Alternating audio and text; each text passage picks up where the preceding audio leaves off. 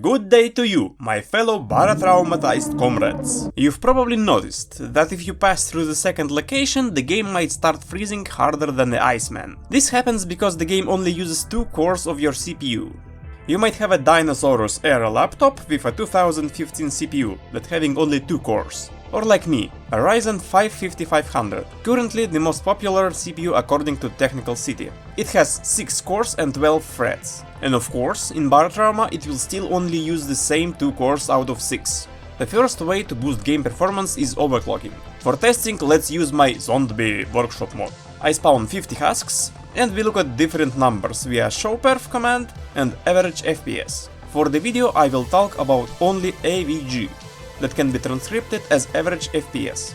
In showperf window, the lower the latency, the better results you will see. At the very start, with stock settings, we get 35 FPS average. Close Twitch, YouTube, Discord and so on. Average FPS already jumped to 46, because YouTube, Twitch and other programs uses the same 2 cores as Barotrauma. So during intense firefights or endgame, at least turn off YouTube. I decided to use the most universal software for God-pleasing red processors, AMD Ryzen Master. Forgive me, but I must insert a small historical background for 5 minutes. Indirectly, while I was creating this video, I accidentally discovered that my stock voltage was hard-locked at 1.35 volts, while it should fluctuate between 0.9 volts and 1.35 volts. So to prevent the fan from screaming on me, I undervolted my CPU frequencies to 3.6 MHz via BIOS. That is the minimum specified for my CPU, while 4.2 MHz is the built-in boost. It turned out that Gigabyte is a not so good company, and their programs specifically designed for BIOS updates didn't show me the newest BIOS. Installing the new BIOS unlocked my voltage and significantly lowered the temperatures. Therefore, out of the box, we can consider my frequency to be 4.2 MHz, not 3.6 MHz. But we'll compare everything just in case your turbo boost is off or something else. So, choose one of the presets, set control mode to manual, turn off all knobs after voltage control. And for the cores marked by your system with grey circle and yellow asterisk, set near threshold values for your CPU. You also need to set voltage to the limit. And here's the gain, about 50%, from 50 to 75 frames per second to be exact. But this is comparing overclocking from 3.6 MHz to 4.6 MHz. If, unlike me, everything worked for you right away, then overclocking from 4.2 to 4.6 MHz might give you about 15% pure boost without any losses. In my case, that's from 66 to 75 FPS. Why such strange scaling? I have no idea. Specifically for my mod, for example, it's important that the host had a good CPU, because if it's not, then people will lag harder. Lesser load on host CPU, less lags for everyone. Gigabyte, for example, has the EasyTune application. It will set 4.4 MHz frequency in one click. There's probably something similar in the BIOS too. In my case, that will be a less than 10% difference. Not 50 of course, but better than nothing. As for Intel, well, guys, I don't know. This guide isn't really about overclocking, but about showing its benefits. My old PC had an i7-4790, it's impossible to overclock, because Intel decided to append K to their processors, which can be overclocked quite well, like AMD ones. And the saddest thing is that not all the Intel processors can be overclocked even now, so just type processor name overclock into a search engine, and if it's possible, go try it yourself. Overclocking part is done.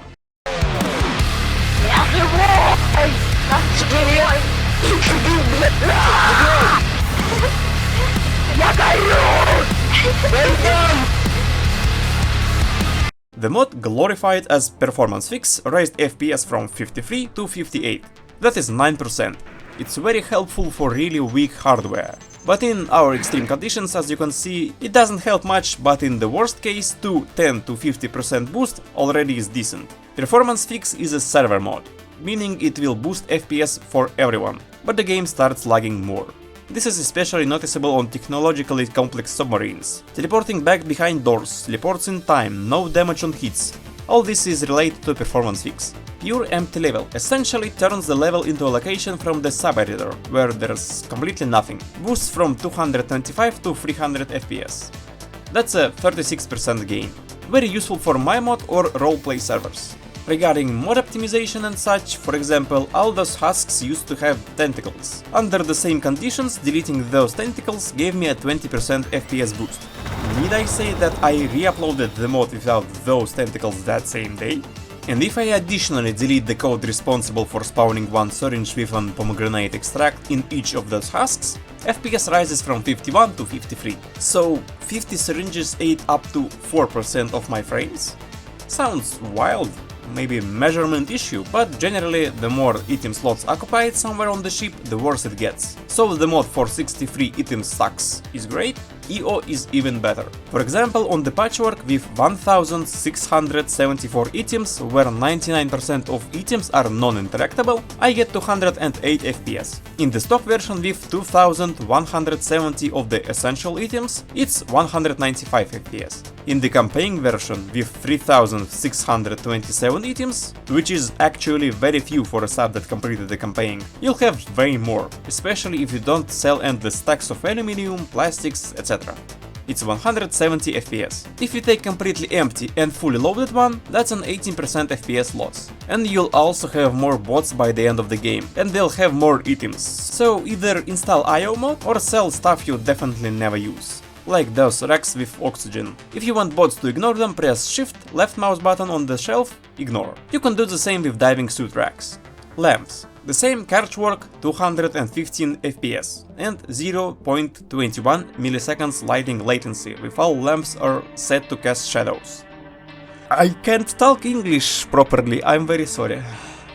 215 FPS and 0.17 milliseconds lighting latency, when all lamps just works as non-shadow casting lamps. And 215 FPS and 0.21 milliseconds lighting latency when loading a vanilla sub. So the FPS is about the same, but lighting slowed down by 20% on a huge sub where all lamps are shadow casting. So of course it might start affecting things under load, like more people walking around, each need to be illuminated, but against the overall picture, it doesn't matter at all. Well, actually I decided to add more about lamps. I found a mod named as Remove All. It allows disabling lighting without enabling cheats. I don't like its primary idea of deleting structures, and in my specific test FPS somehow dropped by 2 frames when I deleting those structures, and it's repeatable.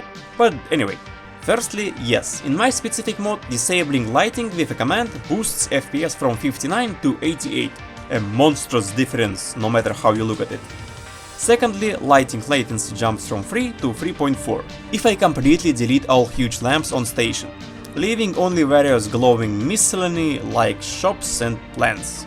The lighting latency still will be the same, and the average FPS was still 59. Overall, I think there's no reason to butcher the sub and save on lighting and shadows. Also, there's mod that deletes ruins and simplifies wrecks, which will noticeably help. And Barotrauma, with 31 people on screen, which is normal for mods like Dynamic Europa or more level content, drops FPS from 128 to 108. And turns out there's another mod. It unloads character from the game, so for example a submarine with pirates will be empty, meaning there'd be no one to sink them, and to control submarine obviously. But they all appear when you get close. Surprisingly, the FPS only increased from 244 to 255, which is 4%. In theory, it should work better with more mods combined, but read the descriptions, there might be issues. Well, here's the final table. Keep in mind that sometimes in the footage I show what I say about the frames doesn't quite match. Don't know why. But I wrote the script based on the real-time measurement, so what I say should either be more reliable than what I show, or just look at the final table. And now I have doubts about the second core. The game should be single-threaded, but overclocking just one core and both cores is noticeably in FPS changes, even though the load on the second core is minimal. Классная игра, ну все, давайте я пока.